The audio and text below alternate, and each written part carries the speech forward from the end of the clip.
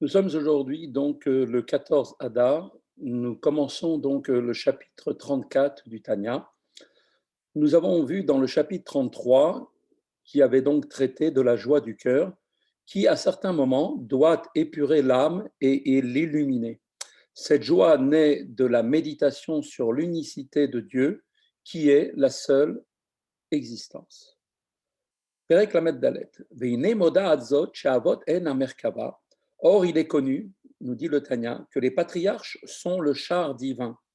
Donc, déjà rencontré, l'image du char, ce véhicule subordonné à la volonté donc de son conducteur, exprime l'idée de soumission parfaite.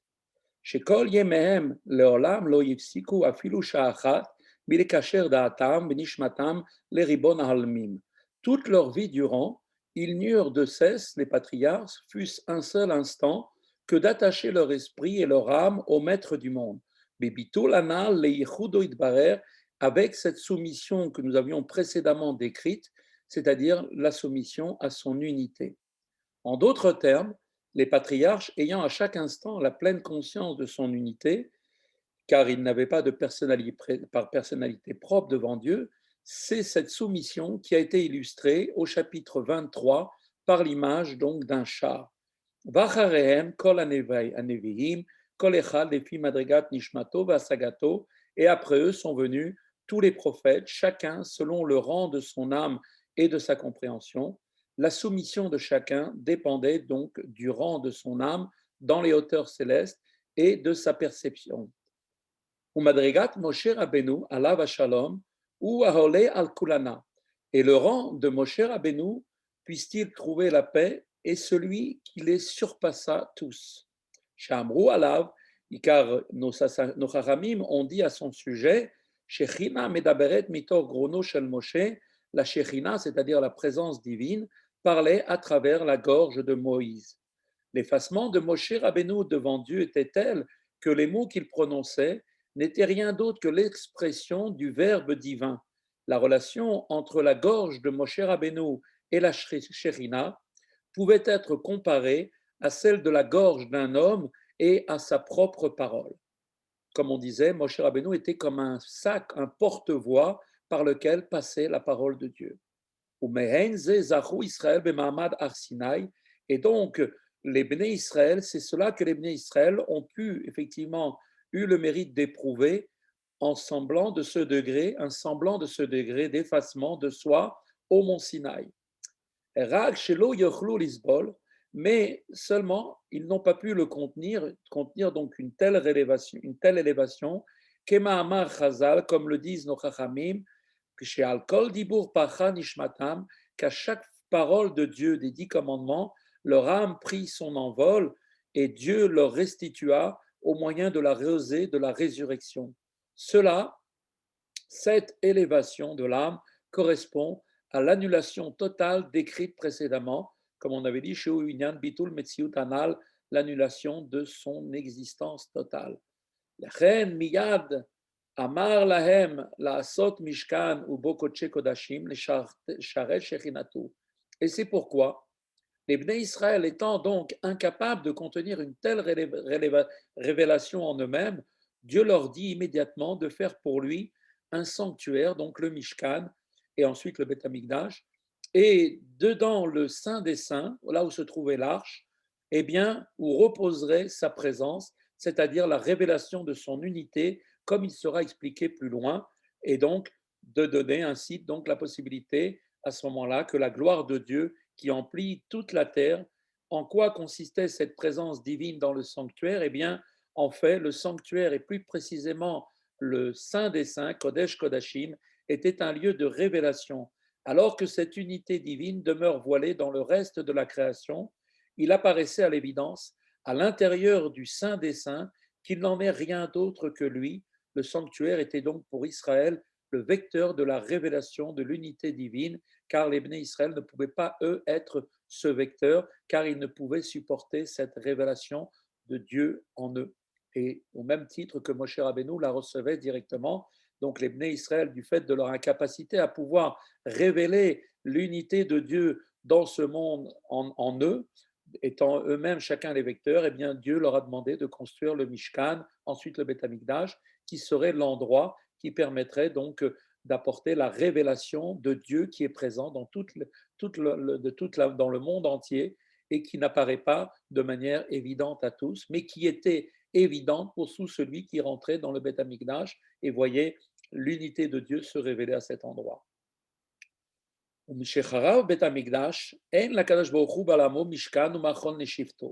Alors maintenant, depuis la destruction du Beth Amikdash, Akadosh Baruch Hu n'a en ce monde de sanctuaire et de lieu de résidence pour lui que les quatre coudées de la halacha, de la loi. En d'autres termes, la Torah est le seul lieu d'expression et de révélation de son unité. Donc quand nous prenons la possibilité, nous prenons donc le temps d'étudier un sujet de Torah, eh bien, à ce même moment, nous révélons l'unité de Dieu dans ce monde au même titre que nous le faisions avec l'intermédiaire du Beth Amikdash et du Mishkan.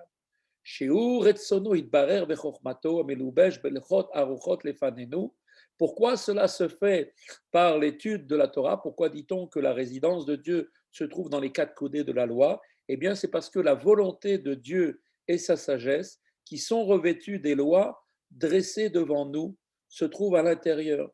La loi tranchée, donc la halacha, est l'expression de la volonté divine, le Ratzon Hashem, et les principes qui la sous-tendent, qui sous-tendent donc de sa sagesse, de sa chorma, eh bien, et la volonté et la sagesse divine, ne faisant qu'un avec Dieu, comme expliqué au chapitre Dieu. L'unité de Dieu est donc révélée absolument dans la Torah, qui est la Torah réunit l'ensemble de toutes ces qualités divines.